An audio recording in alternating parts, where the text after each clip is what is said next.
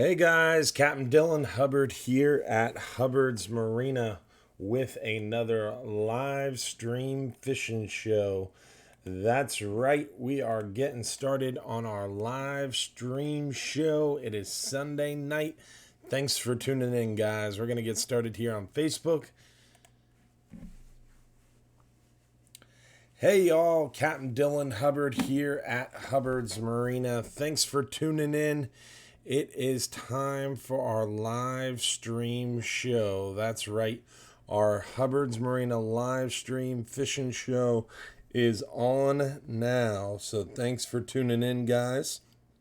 Appreciate you hanging out with us for our live stream fishing show. Gonna be another great show tonight. We've got tons of stuff to talk about. It is another Sunday night live stream show on our Hubbard's Marina Facebook and Hubbard's Marina YouTube channel. Tune in now to the Hubbard's Marina Facebook or YouTube channel to join us for that live stream show. We're going to be giving away free fishing trips. We're going to be talking all about nearshore and offshore fishing tips, tricks, and more going on now on the Hubbard's Marina Facebook and Hubbard's Marina YouTube channel. Don't forget, you can win free fishing trips. All you have to do is comment one time on the Hubbard's Marina Facebook page. So navigate over to Facebook, look up Hubbard's Marina, find our live stream show video that just started now. Comment one time and you're entered to win free fishing trips. Then you can watch the show live on the Hubbard's Marina YouTube channel, or just go to hubbardsmarina.com, scroll down to the bottom right-hand side, and you'll find our live stream show. You can watch it anywhere. All you have to do is comment once on the Hubbard's Marina Facebook stream in order to be eligible to win. We're going to give away a free 5-hour half day to one lucky viewer. For 2 guests, we're going to give away a free 10-hour all day for 2 guests to one lucky viewer. And one lucky person is going to either win a free 39-hour fishing trip or a half-price 39-hour fishing trip, depending on how many viewers we have. So make sure you tell your friends. Make sure you sit back, relax, grab your drink, and get ready for another live stream show. We do these every Sunday night at 8:30 p.m. Just keep in mind, Sunday night, January 26th, that's the next Sunday coming up, we will not have the show because of our National Marine Fisheries meeting. We'll be heading over to New Orleans to fight for our rights to fish, and we will not have our show Sunday night, January 26th. But besides Sunday night, January 26th, we do them every Sunday night at 8:30 p.m. So tune in now to the Hubbard's Marina Facebook or YouTube channel, and we're going to get started on that show very shortly, guys.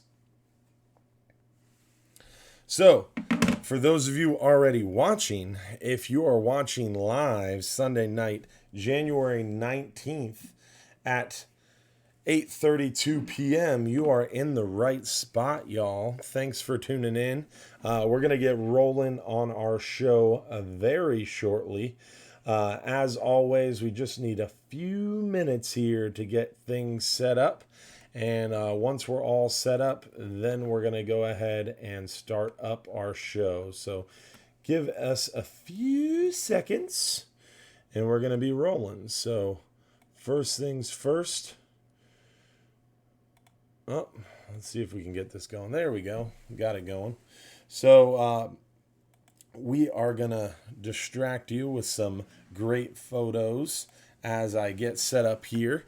Remember, don't forget to comment where you're watching from. Don't forget to share the stream with your friends. That way we can get more viewers watching, because remember, if we have over 400 live viewers, someone's going to win a free fishing trip. I'm showing you guys some of the great photos from 2019. I showed some of these last week. I don't think we got through them all, so I wanted to make sure to show those one more time because they are just that great. Just give me a minute or two and we are going to get rolling. I appreciate your patience as always. Going to start off the show like normal, talking about inshore fishing and showing you the photos of the inshore catch from this week. And then we're going to work our way nearshore and then offshore.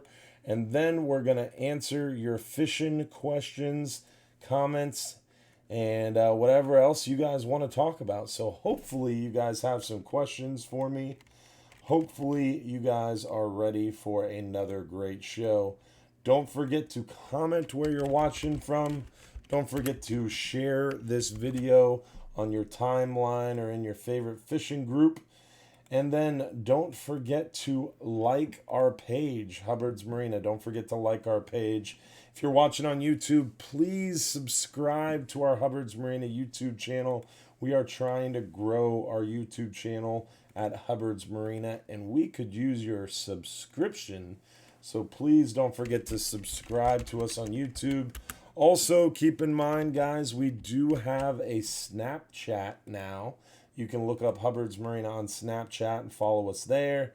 We also have our Instagram account. And then I also have my personal Instagram account, which is just CAPT, Captain abbreviated, Dylan Hubbard. So Captain Dylan Hubbard, look me up on Instagram too. Don't forget to follow my personal Instagram account for some more insider information. But we are just about ready to roll. We've got about, let's see here. We've got about 300 people watching already, so we just need about 100 more of you guys, and someone's winning a free 39-hour trip. Hopefully you've got your drink, you've got your questions, and hopefully you've had a chance to share the video with friends, because we are just about ready to roll. What's up, guys? Thanks for tuning in, and I appreciate y'all joining me tonight.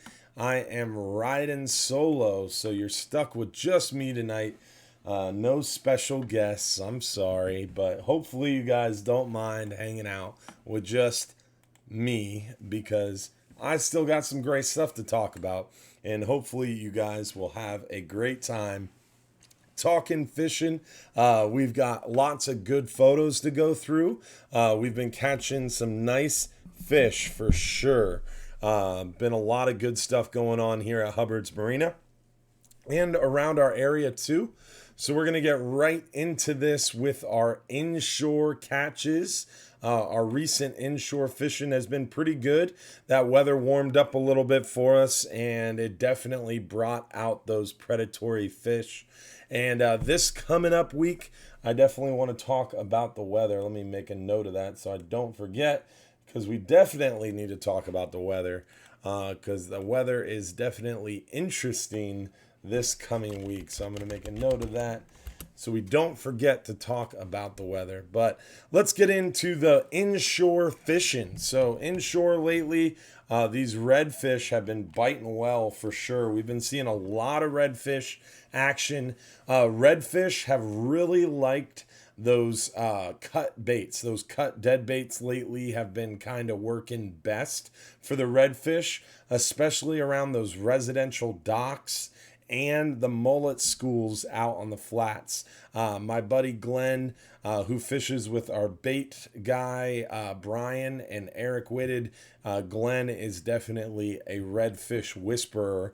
And he said that a piece of cut bait, casting that out along the edge of that mullet school or out ahead of that mullet school, especially in the shallows in mid to late afternoon, especially this coming week as the water cools, those are the opportunities to catch these really big, bold redfish. Around the residential docks, our buddy Luke Simons from Salt Strong has been catching a ton of these big redfish around those residential dock lines using those soft plastics like that diesel minnow slam shady color they love over at Salt Strong. But a lot of different soft plastic paddle tails work well. Super light jig head, like 1/8 ounce or 5/8 ounce, or even not 5/8 ounce, 1/4 ounce is what I was trying to say. So small weighted jig head, bouncing that soft plastic paddle tail just along the bottom, those residential dock lines, and around those mullet schools. Also, my favorite go-to redfish bait is either a DOA shrimp or just a gold spoon. But you can see here, he's got a soft plastic hanging out of his mouth. We also see the sheep's head. The sheep's head bite is going really well right now, especially this upcoming week as the water cools down. This is my buddy Joe Simons from Salt Strong. They've been catching a ton of sheep's head lately, and as that water cools down this coming week, definitely going to be really good sheep's head fishing. Sheep's head love that nasty cold front stirred up water for sure, and sheep's head are really good eating fish. They're tough to fillet, but they eat very well. So we're excited for the sheep's head bite to get better and better this coming week as that water gets stirred up and mixed up and the water temperature goes down with that cold front. So sheep's head fishing really good this upcoming week, and it has been pretty good too. For the sheep's head, bridges, docks, piers, jetties, like a 1 ounce or a 1/0 hook, super lightweight, 20-pound fluorocarbon, great options. A small or a fiddler crab, live fiddler crab, or a small piece of shrimp is the go-to dead baits for go-to baits for those sheep's head. As far as snook goes, snook have been biting really well. This is my buddy Eric from Salt Strong. Eric tears the fish up in his kayak. He sends me photos like this every week for my Fox 13 report. And he just keeps on the fish. Right now, he's catching a lot of these snook, anywhere from about 1.5 feet to about 2.5 feet of water around the flats, those mangrove shorelines.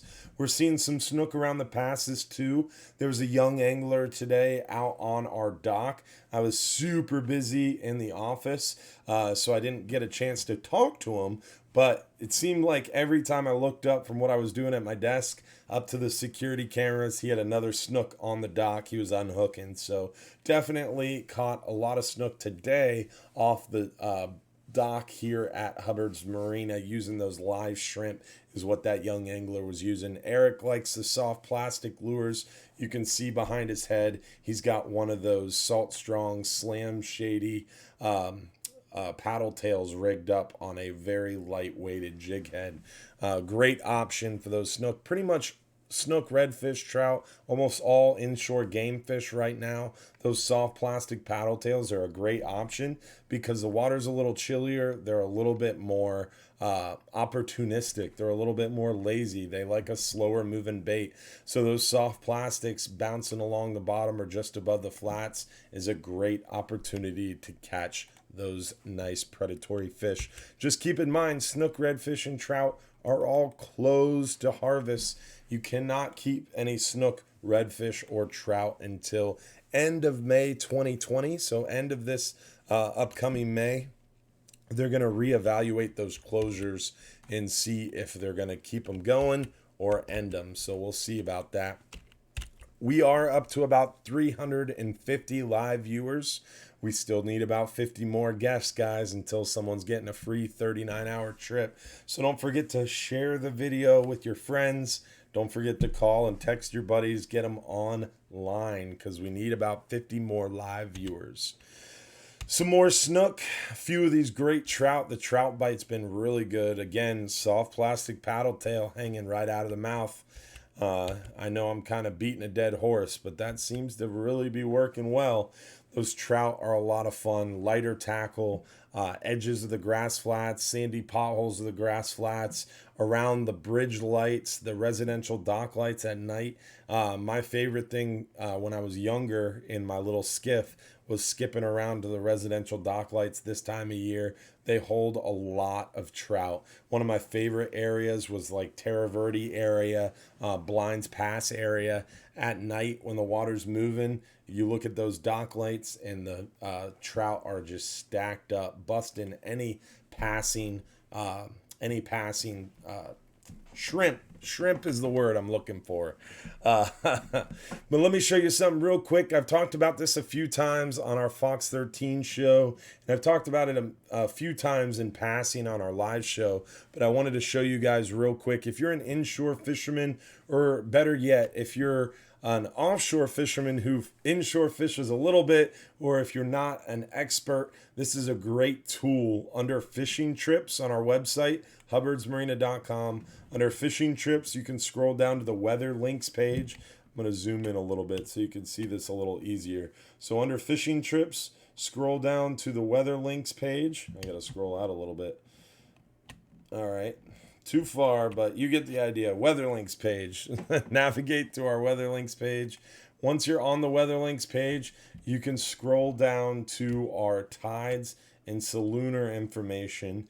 And under the tides and salooner information, you're going to find my favorite new inshore fishing website, the Smart Fishing Tides. This is smartfishingtides.com. It's a great little website, allows you to kind of pick where you're fishing. In this case, we're going to be fishing, let's say we're fishing John's Pass, because I love John's Pass. So we're going to click the tides and fishing forecast information for John's Pass. And this website is going to give you a score, a 1 out of 10 score to find the best day you want to go fishing. So I'm going fishing this week, and the best day is Thursday and Friday with a score of 8.7 out of 10. That's pretty good. So Friday I'm going to click on, because I'm getting out of work early on Friday. This is an example. I'm never out of work early. But let's pretend Friday I'm getting out of work early. It's an 8.7. You can scroll down here. It's going to show you the tide. It's going to show you the weather, the wind. But this is the coolest part. Not only did it tell me what day of the week the fish are biting best, but it's going to then tell me what hour the bite should be best. So Friday between 10, 11, and noon is going to be a super hot bite, a 9 out of 10, baby. So great website and great tool. There's tons of areas you can choose from as well, besides just John's Pass. If you wanted to look at some other areas, they've got a ton of tide locations across everywhere from New York all the way through Texas and then up the East Coast. But who fishes in California? Let's be real. I'm just kidding.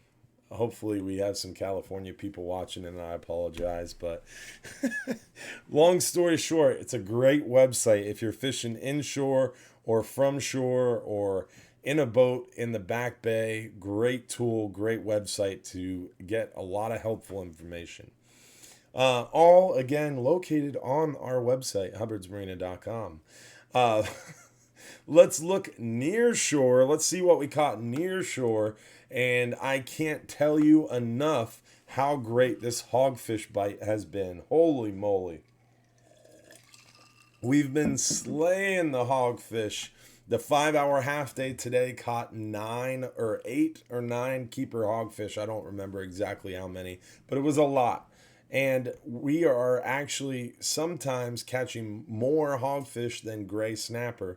For example, today was a slow half-day trip. We didn't do so hot overall. We didn't catch a lot of the gray snappers, or what we call a gray snapper, known as a white grunt. We didn't catch a ton of those on the half day, but we actually caught about 8 or 9 keeper hogs and a bunch of throwbacks, smaller, undersized hogs. So it's really, really great to see the hogfish bite so well. These fish so aggressively feeding right now. Great time to go get them. Anywhere from about 30 to about 70 foot of water. And right in the middle of that range is where we're finding them best. But great action on the hogfish. Our 5-hour trips catching them, 10-hour trips catching them. If you want to really dial in on them, the 10-hour gives you more fishing time. So it gives you a little bit better of a chance to dial in on those hogfish and kind of learn what you're doing and then perfect what you're doing. But for example, we had some ladies go out on the half-day trip today. 3 or 4 really cool ladies. I forget exactly how many were in their group, but they were super outgoing, super nice. super excited. They had been watching our shows. They'd been watching Fox 13 segments, and they were excited to go fishing. They wanted to catch a hogfish.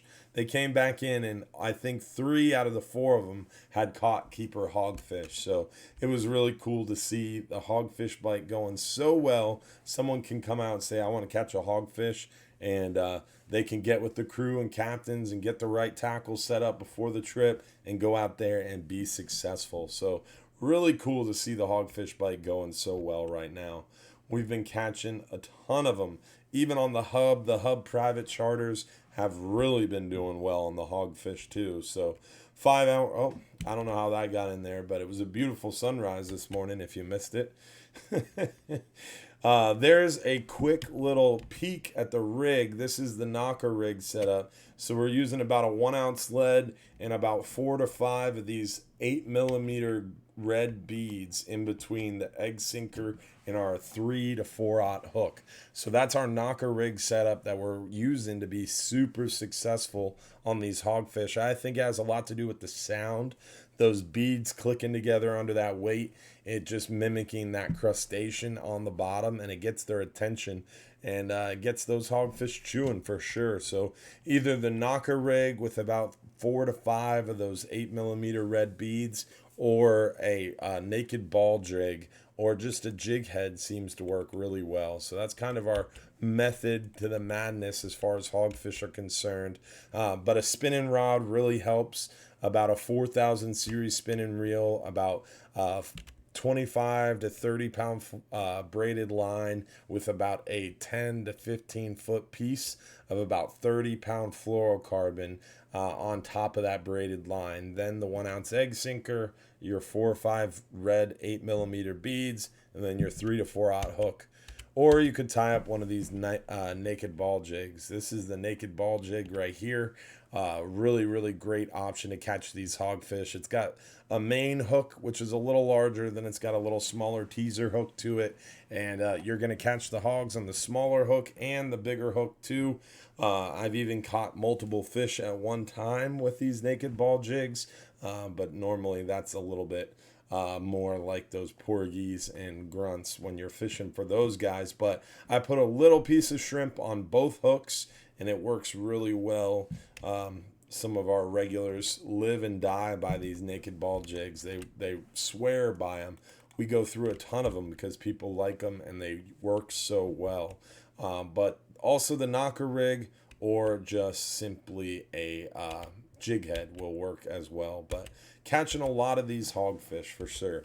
All the Nearshore photos that I just showed you were from the past few days, and they were all hogfish. I mean, it's just incredible the bite of hogfish that we're seeing right now. Someone said the best bait for them. I mean, I like live shrimp because it gives you a lot of action. You're going to not only see some of the hogfish, but you're going to get a lot of other species too. So I like using live shrimp for the hogfish, but you can catch them on a variety of different baits. So we're up to 395 live viewers. We're getting really close to someone winning a free 39-hour trip. We are giving away a free 5-hour half day and a free 10-hour all day. All you have to do is stay tuned. You got to be watching live to win, so make sure you stay tuned. Don't pop out of the stream because you might miss out on free trips. Now, I got to it before and I skipped away from it. I want to see if anybody can guess what this fish is. This is a unique one. Dusty had never seen one of these caught on a 5-hour half day. I mean, to be honest, I've never seen one of these caught either. Pretty unique looking fish. Now, Smokey knew what it was. Will knew what it was. They've seen him caught before. But this one was a unique one for sure. Kind of looks like another species that we catch, but it is not. It's got a unique mouth to it for sure, and it's got those little yellow dangly things. See if anybody has named it yet. I don't see a name for it yet. No one's guessed the name quite yet. Oh, never mind. Dan Carney on YouTube guessed it pretty much immediately. Good job, Dan. And then Stephen Belovich was next. Robbie Parker, all great answers. It is a spotted goatfish. Really unique looking fish for sure. I mean, look at the coloration. Oh, that's a hogfish. I don't know how that just happened. Spotted goatfish. That's what that thing is. Pretty weird looking, especially the little whisker things on it. Definitely a cool looking fish. I don't know how good eating it is. It is not a carp. Someone said it's a carp. Definitely looks like a carp. I would think it's a carp, but it is a saltwater fish. It's called a spotted goatfish. Pretty unique. Now, we got to work our way offshore and talk about that offshore fishing and show you all the photos from that 39-hour trip that I just came back from. But I think it is time to give away a free 5-hour half day for 2 people. So let's see who won a 5-hour half day. Since we just looked at all those great 5-hour half day photos, I want to see who wins a free one. So a free 5-hour half day for 2 guests coming at you right now. Let's see who won. All right, let's switch screens.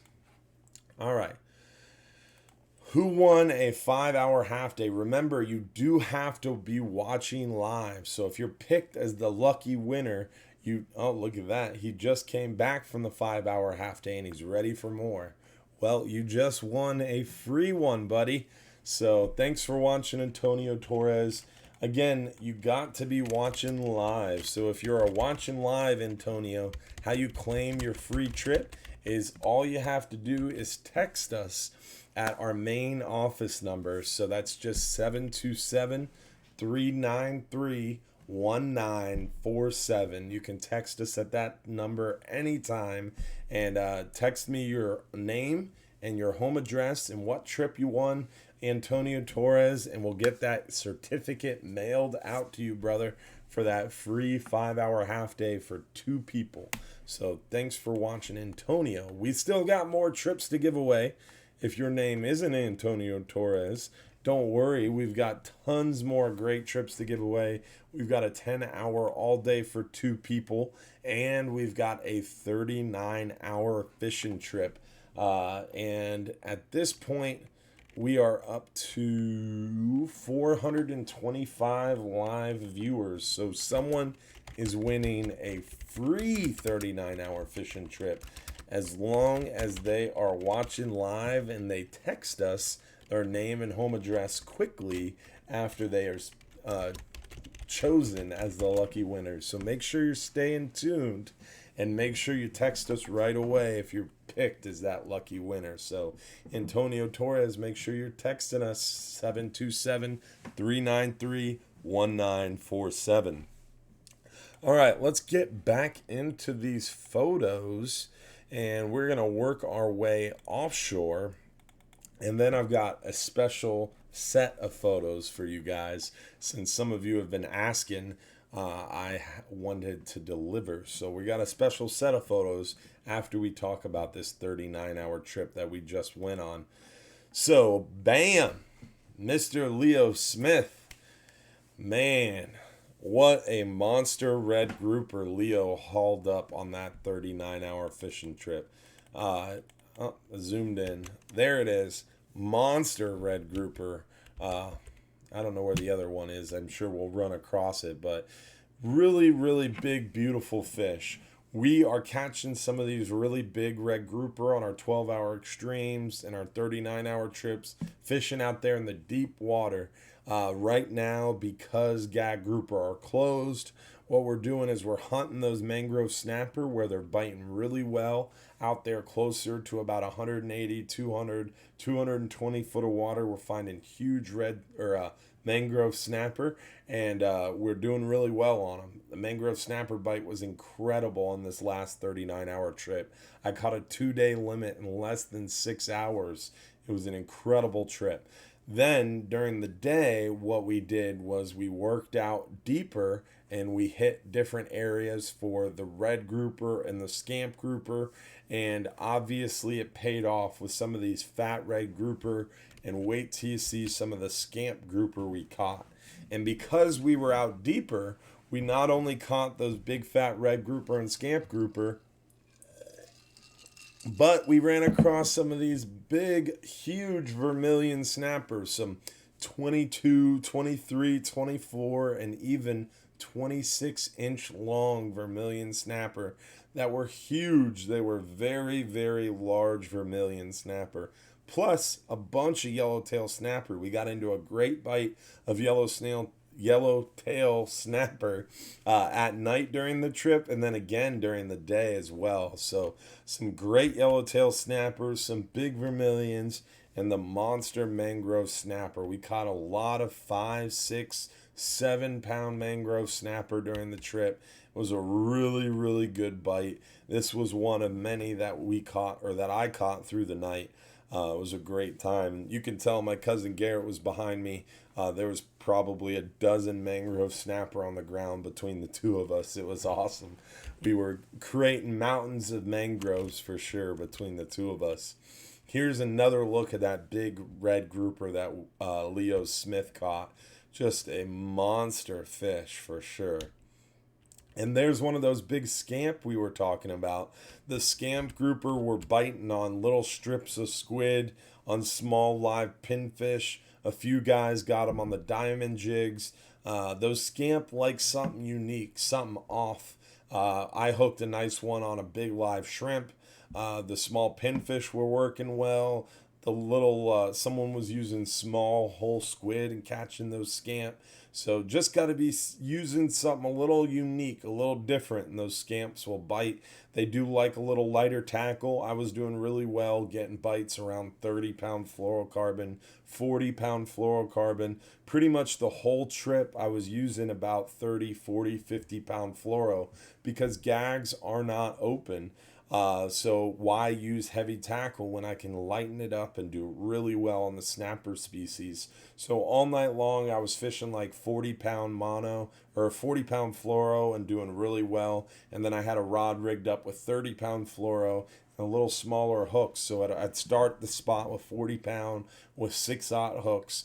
If the bite was good, I stuck to that heavier tackle. If the bite slowed down a little bit or the fish were a little picky, I dropped down to 30-pound fluoro, little smaller hooks, a little smaller chunk of bait, or some live shrimp. And it worked really well to keep the bite going for me throughout the entire spot. So that's kind of my secret method through this past trip that helped me to catch a lot of mangrove snapper very consistently and pretty often. It was really, really cool. It was a lot of fun.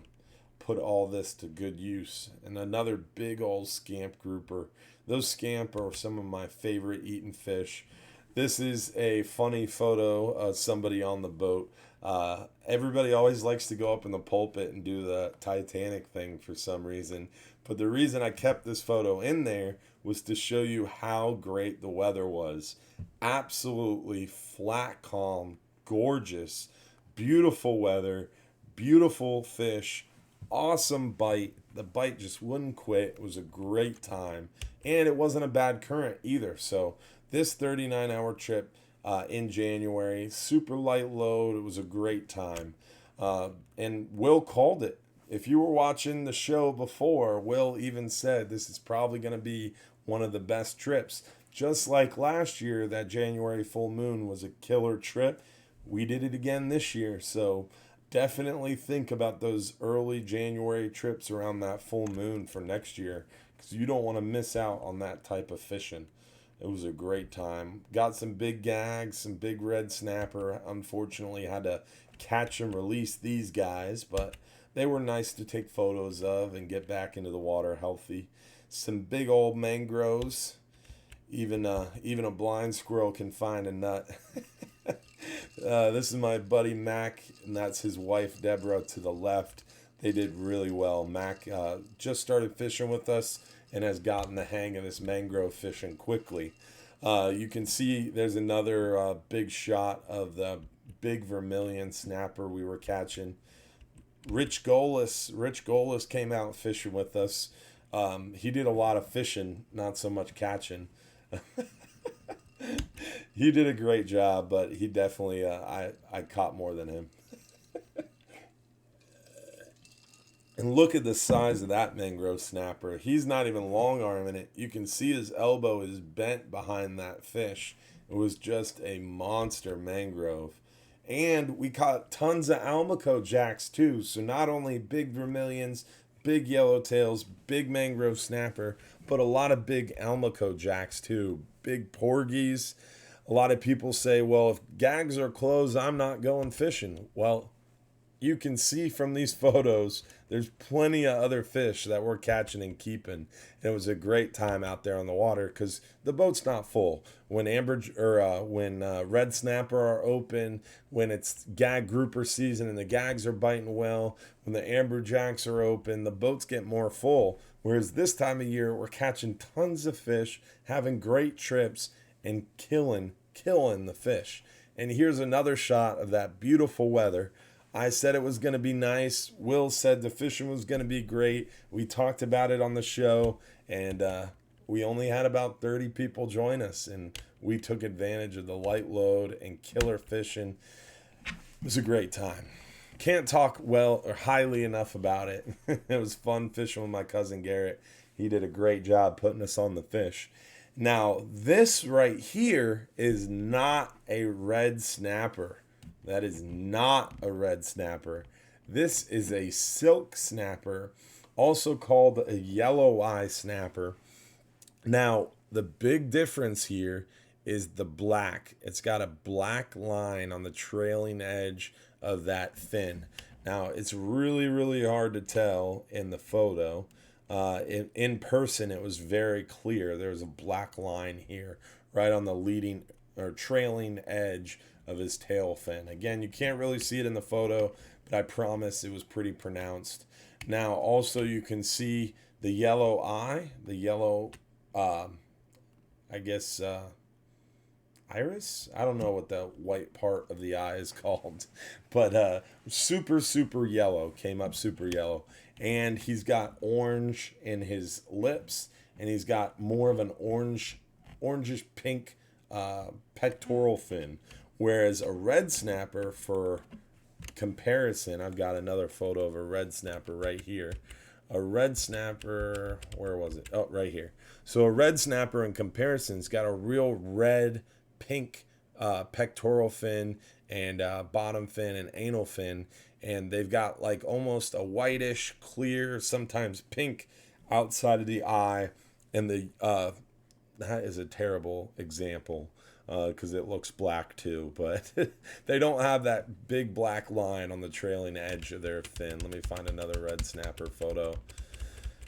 There we go. So red snapper, you can kind of tell a little bit more white on the trailing edge of their fin. So the silk snapper that I caught, the main thing you're looking for is that yellow eye. They've got a real point to their anal fin, and they've got that black line on the trailing edge of their back fins. So that's what you're looking for. And then they've got more orange in their pec fins. So that orange is a little hard to tell. He didn't really turn too orange until after he was sitting on ice a while. So at first, when it fresh came out of the water, it looked awfully like a red snapper.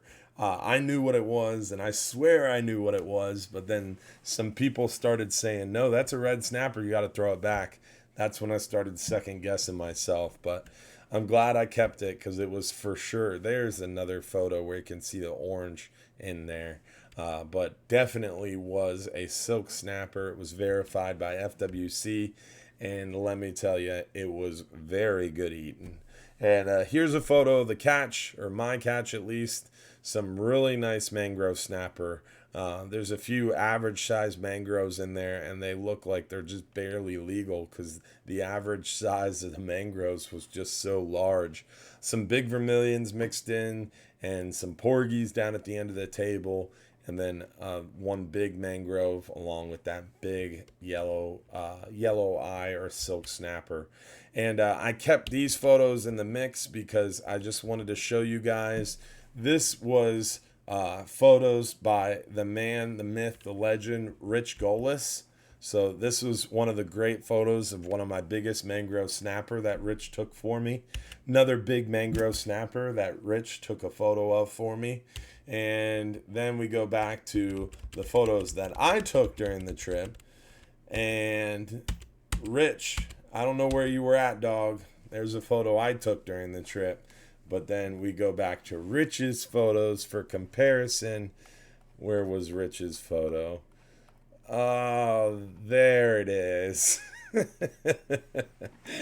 So I just wanted to keep those for you guys who know Rich, because he loves to give people a little bit of a hard time. He has a great time out on the water. So I wanted to give you guys some ammo for the next time you go fishing with Rich. He's a great crew member. He's a great fisherman, but we found out he is not a good cameraman. But for those of you hanging out, we are going to do another trip giveaway. Let's give away a 10-hour all day for 2 guests. That is a $180 value. We're going to give away now to 2 people, or 1 person. Going to be able to take 2 people on a 10-hour all day. And remember, if you're picked as the lucky winner, you do have to message our page. Text us at 727-393-1947 your home address so we can mail out that gift certificate. Watching from Lakeland, ready for that fishing trip. Well, Matt Ammerman, you are the lucky winner. Now you get that fishing trip you were waiting for, Matt. So thanks for watching. Now we still have our 39-hour fishing trip to give away too. So don't cut out just yet, guys. Let's get into some questions here and try to rip through some questions before we got to wrap it up. Show is going by fast tonight. Got a lot of good photos to look through, I guess. Fishing's been good. Too bad the weather's not so good, because the fishing's going really well.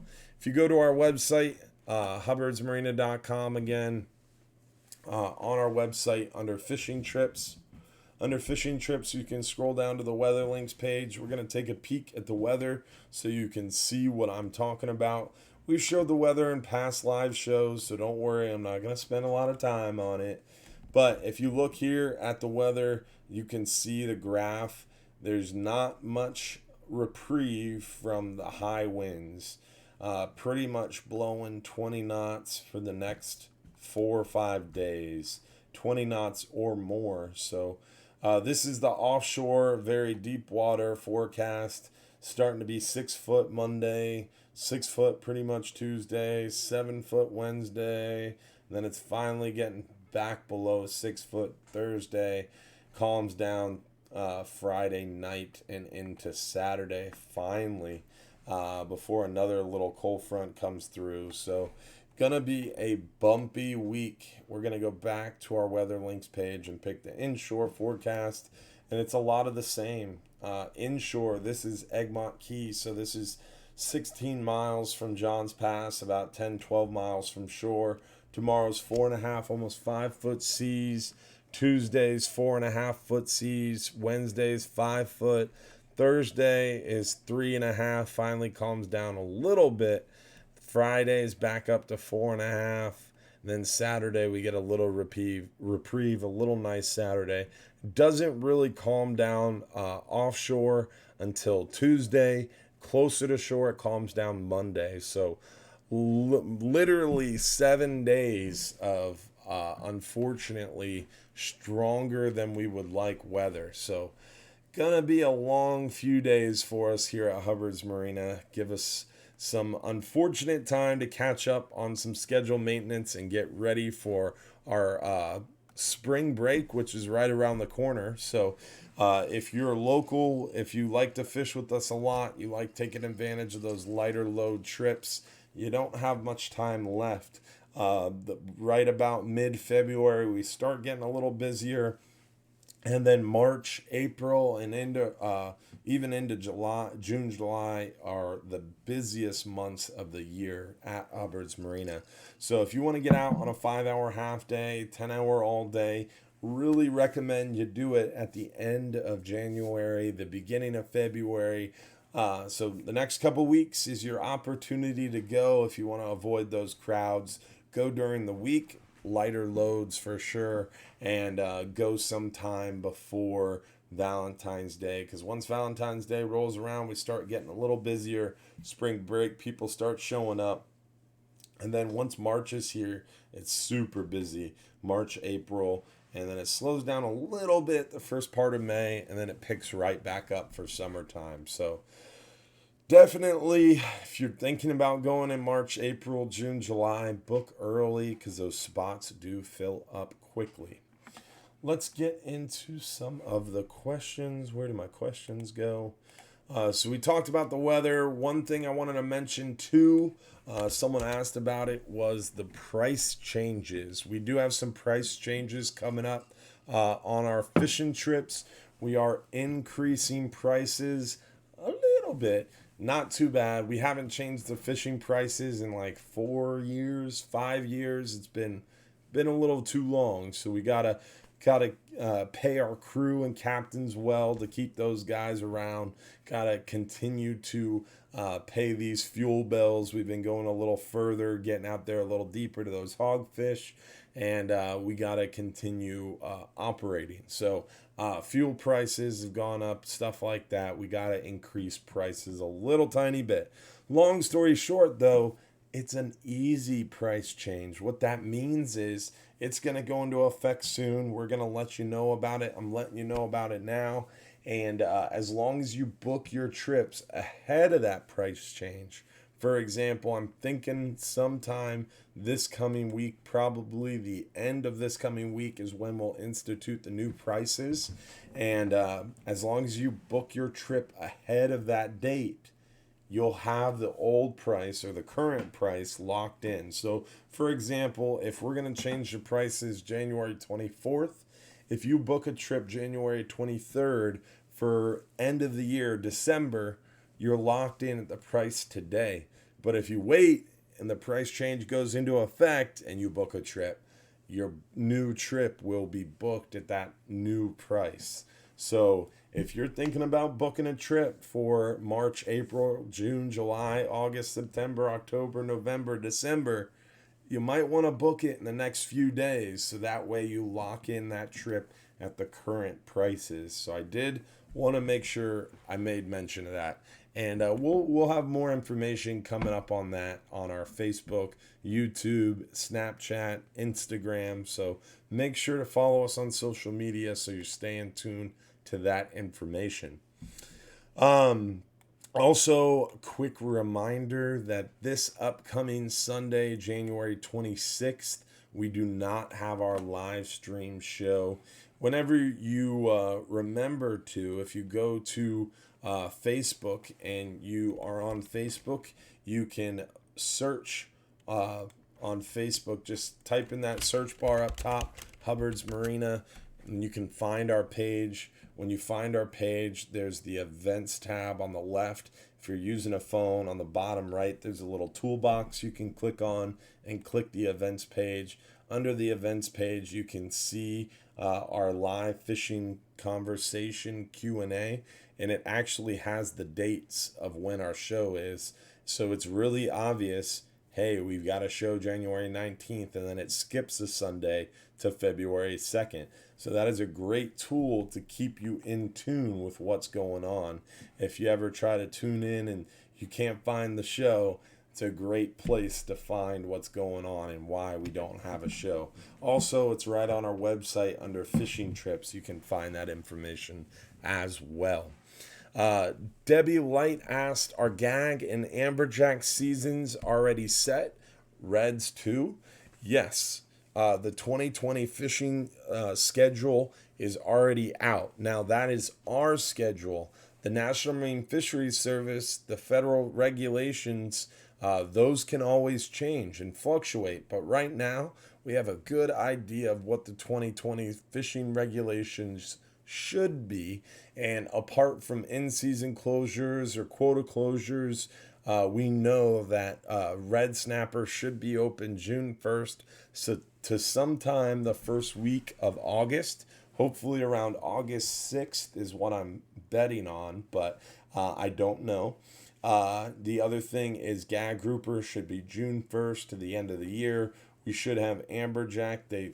Amberjack should be open May, August, September, and October, but it's probably just going to be open August, September, and October. That May season probably is not going to open up for amberjack. And then red grouper are open all year with that short deep water 20 fathom closure in February and March. But you can still catch red grouper during that time. You just got to be inside that closure line. So we fish beyond the closure line, catch mangroves, and then during the day we come inside the closure line to finish up trying to catch some red grouper and then get those mangroves and lanes and other species that second night. So also I answered gags, amberjack, red snapper, triggerfish. Triggerfish open March 1st. They should be open until sometime early to mid-May. So great opportunity to get out there and go catch some fish. So come out and join us for sure. Let's see here. What other questions that we have? So redfish, trout, snook, those are not open. They will evaluate those in end of May 2020, probably at the April FWC meeting. If you go to their FWC meetings, I always just go to Google, and when I'm on Google, I just type in the FWC Commission Meetings 2020. So FWC Commission Meetings 2020, that's going to bring you to their commission meeting page. This is how I do it. This is how I figure it out. You guys can figure it out very easily the same way. So let's see here. So the next meeting is February 19th in Tallahassee. That is a long drive. I drove up there I think it was last February I drove up to Tallahassee for that meeting. It's like 5.5 hours. Book on tape is what I recommend. But long story short, you can click on the agenda, and the agenda is going to show you what they're talking about. So I guarantee on this February commission meeting, their agenda's not posted yet. Bam, bam, bam. Come on, FWC, it's mid-January. That's strange why they wouldn't have the agenda up already. Uh-oh. Well, I'm sure they'll have the agenda up soon. And that agenda will probably be talking about those redfish, trout, and snook. But I guarantee this meeting, May 13th and 14th, is when the final decisions will be made. That's down in Miami. That's a little closer. That's only about 4 hours away if you want to drive down there to Miami. The cool part about FWC meetings is a little different from the federal meetings. At the FWC meetings, at the end of every discussion, they give you a chance to go up to the mic and talk about what they were talking about and give your opinion. So that's pretty cool that you get the option and opportunity to make an informed, educated comment at the end of each little section. So if you want to get down there to the meeting and have your voice heard, it's a great way to do it right there, and it's not too far away. So let's see here what other questions. You guys get any good mangrove snapper today? Well, unfortunately today we only had a 5-hour half day and a 10-hour all day, and it was a little bumpy, so our 10-hour all day didn't get out there super deep. So the 10-hour mostly caught those lane snapper, hogfish, few of those gray, or a bunch of those gray snapper, porgies. They caught a couple cobia that were a little too small to keep, but it was a pretty good 10-hour trip. The half day was a little slow today, but they caught some nice keeper hogfish, about 8 to 9 of those. So definitely pretty decent day out on the water, especially for how the weather was supposed to be. They were calling about 3-foot seas and some strong chances of rain.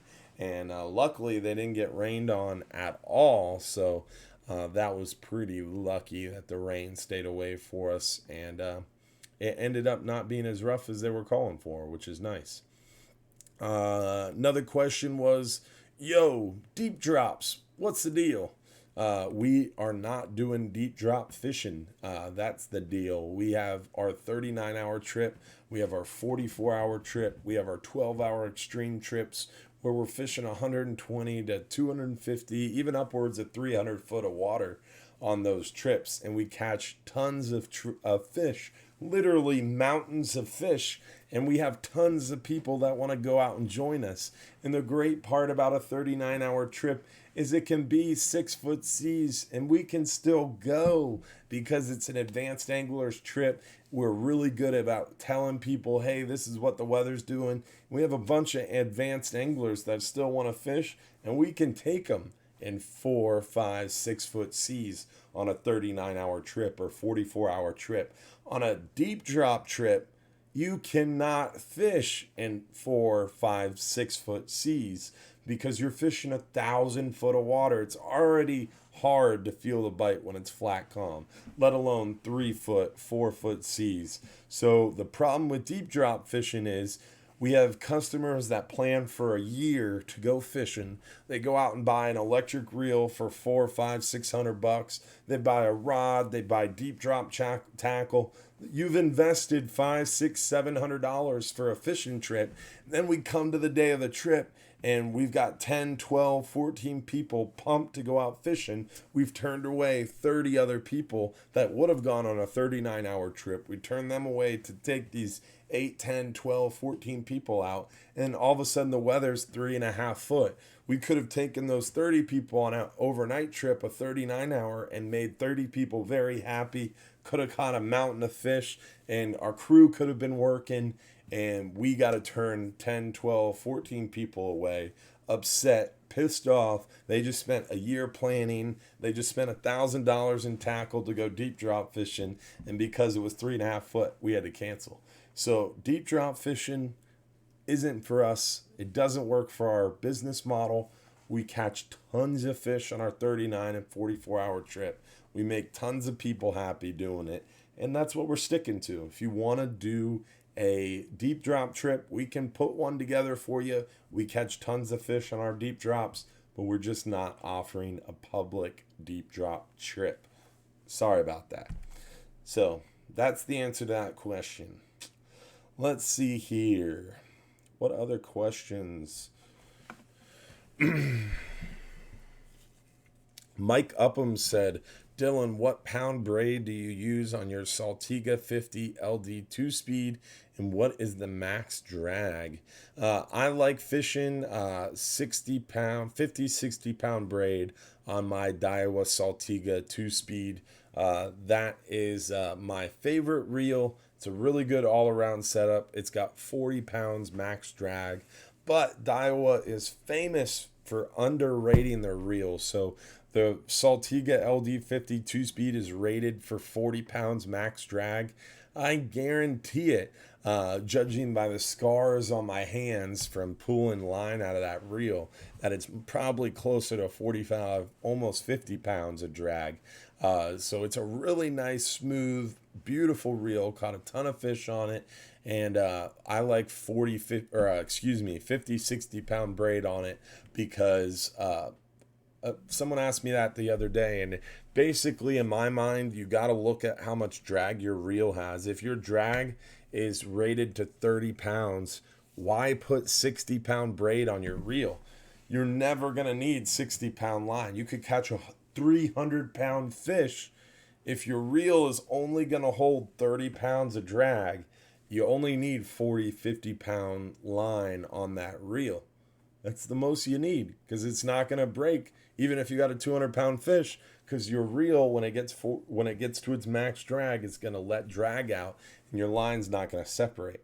So I only use line that's about 10 to 15% higher rating than my drag capacity. So if I've got a 25 pound drag, I'm only going to use maybe I guess in that case, 40-pound line. Now, I'm not good at math, so no one comment. That's more than 15% because, again, I'm not a mathematician, just a fisherman. But just basically, I round up a little bit is a better way to say it when I'm looking at my lines. So, Saltiga LD50, 40-pound max drag. I think it's a little higher than that. That's why I'm comfortable at that 60-pound braided line. And then that allows me to put a 50-pound top shot and use 30, 40-pound leader or 50-pound leader, or I could put a 60-pound top shot and fish 60 or 80-pound leader. During gag season, I'll often have 60-pound braid, 60-pound top shot, and 80-pound leader on my Saltiga LD50 2-speed, or 60-pound, 60-pound, fishing that way too. This time of year, it's more like a 40 or 50-pound top shot or 40 or 50-pound leader. And then I have my Daiwa Saltist LD50, and I use a little lighter braid. It's rated for 35 pounds of max drag. I've got I think I've got 50-pound braid on it and a 40-pound top shot. And then I use like a 30 or 40-pound leader on it. So I've got a little lighter and a little heavier, and it works really well as kind of an all-around setup for those 39-hour fishing trips. And Mike Upham and his buddy Todd were fishing just down from me on that 39-hour trip, and they caught a lot of fish too. Mike was the one with one of those big scamp that I wanted to trade him all my mangroves for, but he wouldn't take it. He's a smart man. All right, let's see here. Someone else asks, do you anchor up on most 39-hour trips? Yes. 99.9% of the time we're anchored up when we're out deep water fishing. Anything past about 80, 90 foot of water, we're almost always anchored up. Unless we're like in the middle of the summertime when we got like no wind, no anchor heading, no current. I sometimes will drift because drifting will allow me, basically, if you got no wind, no anchor heading, no current, your boat's not really moving anyway. And if you put out an anchor, a lot of times the boat will actually move up over the anchor, and it creates a lot of problems for your fishermen. So sometimes we do drift out there in the deeper water in those cases. And if you've got a light load, like if I've got 2 or 3 buddies on the trip and we've only got a couple lines in the water, drifting will work out there in the deeper water because we can get everybody on one side and we're not going to get tangled up, and we can drift across large areas. For example, large flat bottom areas or shell bottom, especially during red snapper season, because those red snapper are spread out over an area. You can drift across bottom like that and catch a lot of red snapper. But luckily, we don't need too much help catching red snapper in our area. They are very thick. So a few people are asking about those Saltiga reels. We do have the Saltiga LD50 2-speed. That's the conventional reel that I fish with 95% of the time offshore. It's a really nice reel. We got them in our shop. We got the Saltist, both Daiwa conventional 2-speed reels.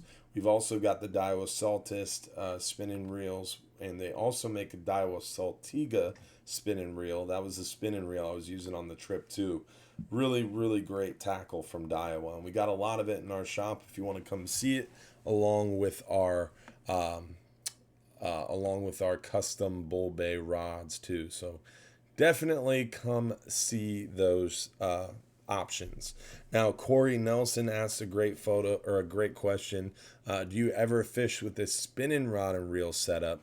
And yes, I do. On that 39-hour trip, I was using a spinning rod and reel actually more often than normal. And the reason why is I limited out on mangroves so early. I had a lot of time to kind of mess around and use some lighter tackle. And I was also out there fishing for fun. So it was fun using a little lighter setup. And I was mainly, actually, let me rephrase that. I was only using a spinning rod and reel combo for one main application, and that was knocker rig fishing. Also, I would use it for flat line fishing maybe for jig fishing, but 9 out of 10 times, in my opinion, the only time you should be using a spinning reel in deeper water is for knocker rig fishing or for flatline fishing. In my opinion, you should never be dropping down a spinning reel to the bottom to fish for grouper or snapper on the bottom with heavier tackle, meaning there's really no reason to have anything above a 5000 series spinning reel, because bigger reels should be conventional. That way, when you catch a big fish, you're holding that reel up underneath the arm. Your left hand's in front of the reel. Your left elbow is going right into your gut, and you have the leverage to fight that fish. And if you need to, you can drop that rod to the rail. If you're fishing with the spinning reel, your right arm is holding all the pressure of that fish, and your left hand is just turning the reel.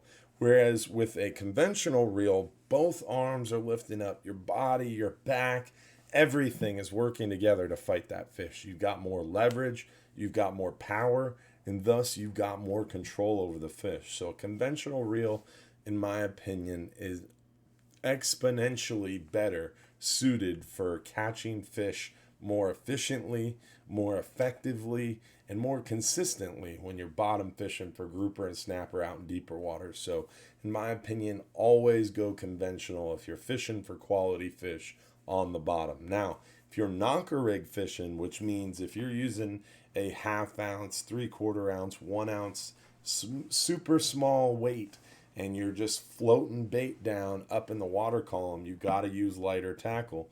And that's when using a 4000, 5000 series spinning reel becomes acceptable offshore, because you're using lighter tackle. You're trying to entice that big smart fish who's come up off the bottom to chew your bait. Or when you're flatlining, you want lighter tackle, smaller diameter line, more line capacity, and also you want to be able to cast that bait out away from the boat. So that's another opportunity for using a spinning reel offshore. But great question to answer it. Yes, I use a spinning reel offshore, but only in very, very select applications. Never, ever would I ever drop down a live bait or a big bait on a spinning reel. In my opinion, you're just asking to get broke off and made fun of. Let's see here. What is the cost of the bull base spinning rods in the Hubbard's Marina shop? The bull base spinning rods are only $150 to about $160. The spinning rods are much cheaper, about $100 cheaper than the bull bay rod conventional rods, because the conventional rods are bigger blanks. A lot more product has to get put into those rods. So the conventional rods are more expensive from our Bull Bay custom Hubbard's Marina rods, whereas the spinning rods are a little cheaper, not as much product used. That's why. I think we answered a decent amount of questions. I didn't answer as many questions as I would like, but it is what it is. One last question. Don Broom said, what do you think about that 350-pound Warsaw? I'm going to pull that up because I want to talk about that a little bit. That is a great question. So my friend Jason Boyle, I don't know if he is a friend on Facebook. He's an acquaintance and a well-known captain in the industry. I think this is it. No, that's not it. That's a smaller one. Let's see if I can't get a good photo of it. There it is. So here's a good photo of it. That is the fish we are talking about. That is a 350-pound Warsaw. That's Captain Jason Boyle, who caught the fish. True monster fish. A true behemoth. A dinosaur, if you will. It's just crazy big. So my thoughts on this fish is, when you're fishing that deep for that type of fish, when you bring it up from the bottom, it is dead. So a lot of people, like this comment, killed it. You murdered it. You jokester. You're not scientist. Shame, shame, shame. So a lot of comments like that. Just not supportive. A lot of people throwing a lot of hate and a lot of disgust towards this fish being killed. Well, guess what? It was dead already, so he could have unhooked it and let it float away dead, or he could have brought it in. And he brought it in, and he weighed it up, and meat went to different local shelters. He fed a lot of people with it, and he called FWC. FWC came out and collected the otolith out of that fish, and it was the oldest recorded sample since FWC or FWRI started doing sample collection. So pretty important data collected off that fish. Plus, a lot of people got fed, and it would have been dead anyway. Because when you're fishing that deep, that's another part of deep drop fishing. When you bring fish up from the bottom, they're dead. Basically, if you're fishing 100, 200, 300, even 400 foot of water, there's a chance you can catch that fish and release it alive. The deeper you go, the chance of that fish going back down to bottom alive gets exponentially smaller. And there's a point where the mortality rate of that fish that you caught and then released is 100%. And that point is somewhere around 300, 400 foot of water, where the fish you bring up are just dead. So my opinion on this fish, to answer your question, is I'm glad he brought it in. Don't waste it. It would have just floated away dead and rotted in the sun and been eaten by sharks and crabs. He brought it in. Some hungry people got fed, and it's the oldest recorded sample collected by FWRI.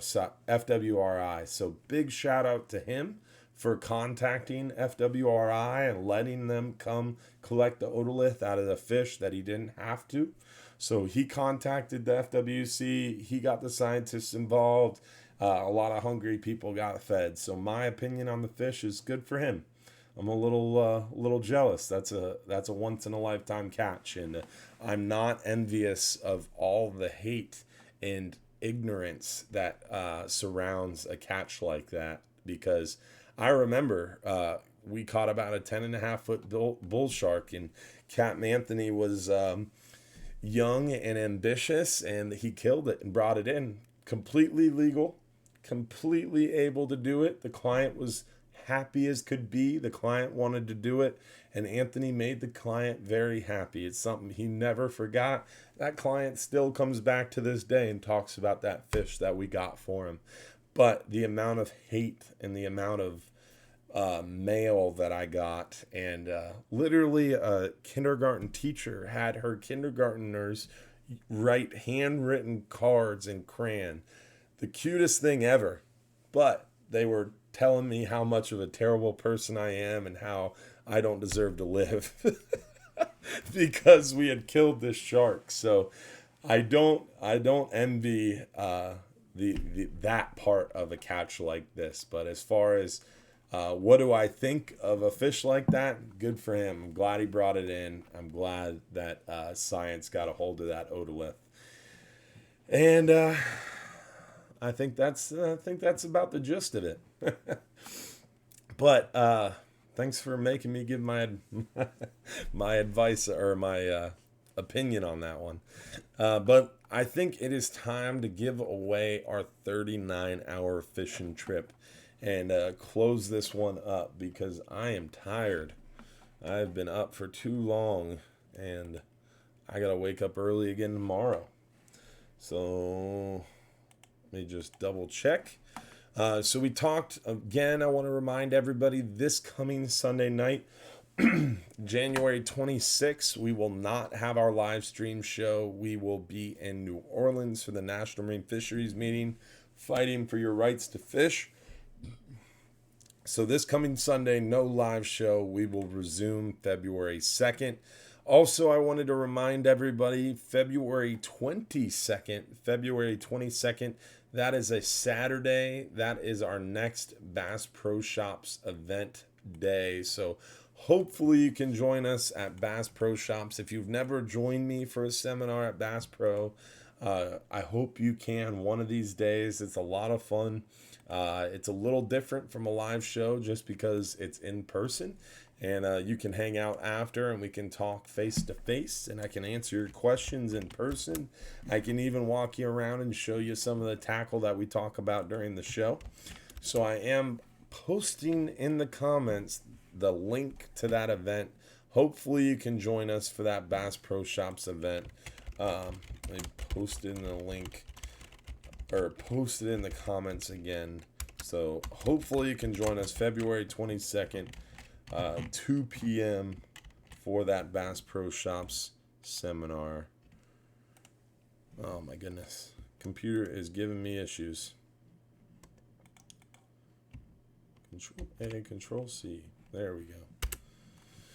All right, so hopefully you can join us Bass Pro Shops February 22nd, 2 p.m. The other thing was the 39-hour. Guess I just got to give away a 39-hour trip. So let's see who won a 39-hour fishing trip for one guest. We gave away the 5-hour half day for 2 guests. We gave away the 10-hour all day for 2 guests. The 39-hour trip is only for 1 guest. But let's see who won that special trip. 39 hours for 1 guest. Let's see who was a lucky winner. Remember, you have to message or you have to text me at 727-393-1947 to collect your free trip. So text me your name and your home address very quickly. You do have to be watching live, so text me real quick. Jackson John, let's win. You did win. So shoot me a text, brother, and hopefully we will see you all soon. Thank you for tuning in tonight for our live stream show. We'll be back at it February 2nd, 8:30 p.m. Hopefully we'll see you every Sunday from then on out, 8:30 p.m. And then we'll see you at Bass Pro Shops February 22nd, 2 p.m. Have a great night. Thanks for watching. Remember, if you're too busy to go fishing, you're just too darn busy. Thanks, guys.